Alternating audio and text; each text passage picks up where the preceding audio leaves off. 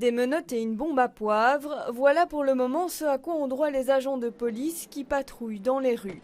Insuffisant en termes de sécurité pour les députés MR Denis Ducarme et Philippe Pivin, qui proposent de les armer plus lourdement, avec par exemple une matraque et une arme à feu.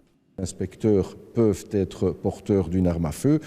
À l'heure actuelle, les agents de police ne peuvent être porteurs que d'un pepper spray pour se défendre, alors qu'on fait le constat au fil des années que leurs missions ont été élargies, que les risques qu'ils prennent sont plus grands et que donc leur vulnérabilité est aussi importante que celle des inspecteurs. Parallèlement à cette proposition, les discussions continuent autour des changements que va connaître la police d'ici 2018.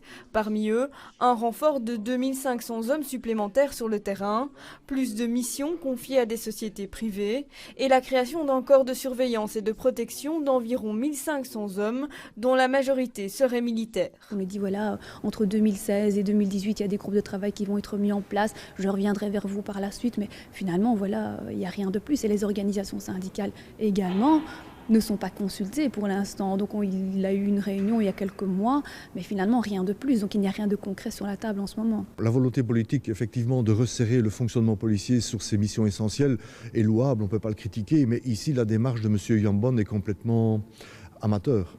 Vous croyez à ces 2500 policiers supplémentaires ? Non, absolument pas. C'est un effet d'annonce. Et à la question d'ailleurs que nous avons posée à un de ses collaborateurs lorsqu'il nous expliquait ce fameux plan de 20 pistes, de savoir comment il dégageait 2500, la réponse est on ne sait pas. Vu le nombre de questions posées cet après-midi au ministre de l'Intérieur Yann Yambon, ce plan d'une vingtaine de mesures semble donc loin d'être concrétisé et risque bien d'encore faire couler beaucoup d'encre.